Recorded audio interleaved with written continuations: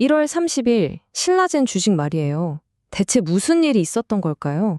정말 하루 만에 천국이랑 지옥을 오갔다니까요. 오늘 이 자료를 바탕으로 그 기묘한 움직임 뒤에 뭐가 숨어 있는지 한번 파헤쳐 보겠습니다. 자, 한번 제대로 파고들어 볼까요? 이날 아침에요, 시장을 그냥 뒤흔들 만한 엄청난 호재가 퍼졌습니다. 주가가 그야말로 폭발했죠. 근데 오후가 되니까 갑자기 곤두박질 치는 거예요. 아니, 어떻게 이럴 수가 있죠? 이렇게 큰 호재가 떴는데 주가가 폭락했다? 바로 이게 오늘 우리가 풀어야 할 미스터리의 핵심입니다. 자, 첫 번째 파트입니다. 먼저 그날 사건이 어떻게 흘러갔는지 시간 순서대로 한번 따라가 보면서 대체 무슨 일이 있었던 건지 명확하게 짚어보죠. 모든 건 바로 이 뉴스 한 줄에서 시작됐습니다. 신라젠이 곧 시장의 판도를 바꿀 수도 있는 신약 임상 결과를 발표할 거다. 이런 소식이었어요. 와, 이건 누가 봐도 진짜 강력한 매수 신호잖아요. 당연히 투자자들은 열광하면서 주식을 막 사들였죠. 하지만 그 희망이 최고조에 달했을 때 바로 그 정점에서 주식을 산 투자자들은요, 단 하루 만에 마이너스 15%라는 정말 뼈아픈 손실을 봐야만 했습니다. 천국에서 지옥까지 떨어지는데 진짜 몇 시간도 안 걸린 거죠. 바로 여기서부터 질문이 시작되는 겁니다. 과연 이게 그냥 자연스러운 시장의 조정이었을까요? 아니면 누군가 아주 치밀하게 계획한 거대한 판이었을까요? 이 자료는요, 후자일 가능성이 높다고 말하고 있어요. 자, 지금부터 그 증거를 하나씩 따라가 보겠습니다. 자, 두 번째 파트입니다. 이런 미스터리를 풀 때 가장 중요한 단서, 그건 언제나 누가 그랬느냐에 있죠. 그날의 거래 데이터를 한번 자세히 들여다보겠습니다.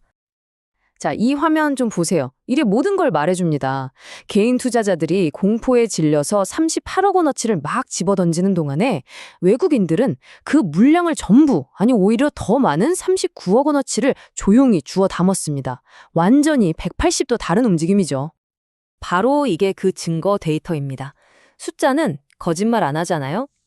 개인이 던진 물량을 외국인이 그대로 싹 흡수하는 모습, 정말 선명하게 보이죠. 이 숫자야말로 오늘 이야기의 가장 결정적인 단서라고 할 수 있습니다. 이 자료가 바로 이 지점에서 아주 날카로운 질문 하나를 던지는데요. 한번 상식적으로 생각해 보자고요. 만약에 이게 진짜 시장에 안 알려진 악재 때문이었다면 정보 제일 빠른 외국인들이 가장 먼저 도망쳤어야 하는 거 아닐까요? 그런데 그들은 정반대로 움직였단 말이죠. 뭔가 이상하지 않으세요? 아마 많은 분들이 진짜 답답해 하시는 게 바로 이거 아닐까요? 아니, 좋은 주식인 건 알겠는데 그래서 도대체 언제 사서 언제 팔아야 되냐고? 자, 그럼 바로 본론으로 들어가 볼게요. 뭐 복잡한 이론 말고요. 당장 오늘부터 여러분의 매매에 적용할 수 있는 아주 간단하고 강력한 세 가지 핵심 실전 전략입니다. 수백 가지 보조지표나 어려운 경제 용어 잠시 잊어버리셔도 좋습니다.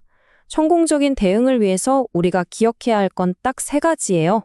어디서 지킬 것인가, 어디서 챙길 것인가, 그리고 어디서 물러설 것인가. 정말 간단하죠?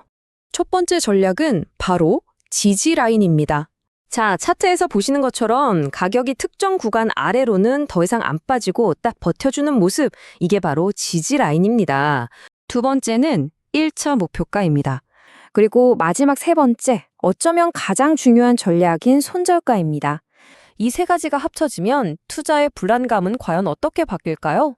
모든 시나리오에 대한 계획이 있으니까 더 이상 가격창을 보면서 초조해야 할 필요가 없어지는 거죠. 오늘 설명해드린 이 대응 전략 받고 싶으시면요, 먼저 채널 구독 버튼부터 꼭 눌러주시고요. 화면에 보이는 번호 010-4406-8870 여기로 구독 딱 두 글자만 적어서 문자 보내주시면 신청이 바로 완료됩니다. 그럼 이제부터가 진짜 중요한데요. 도대체 왜, 어떤 근거로 특정 가격이 지지라인이 되고 또 목표가가 되는 걸까요? 그 뒤에 숨어있는 수급과 시장 심리에 대한 진짜 근본적인 이야기, 지금부터 시작해 보겠습니다. 이 원리까지 이해하셔야 비로소 여러분 스스로 완벽한 전략을 세울 수 있는 힘이 생기는 거거든요. 준비되셨죠? 자, 세 번째 파트입니다. 이제 분석의 초점을 사건 현장이죠. 바로 당일의 주식 차트로 한번 옮겨보겠습니다.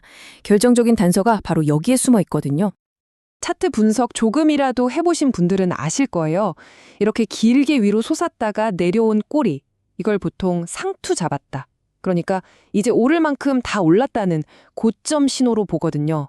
아, 이제 끝났구나. 이렇게 판단하게 만드는 거죠. 그리고 바로 이 모양 때문에 수많은 투자자들이 공포에 질려서 주식을 막 던진 겁니다. 근데 이상한 게 있습니다. 거래량을 한번 보세요. 이날 하루에만 무려 2,370만 주가 거래됐어요. 와, 이건 평소랑은 비교도 안 되는 어마어마한 양이거든요. 이 자료 분석에 따르면 만약에 큰 손들이 진짜 물량을 다 털고 나간 거라면 주가는 한가 근처까지 폭락했어야 맞아요. 근데 보세요. 하락이 딱 특정 가격대에서 멈췄다는 거죠.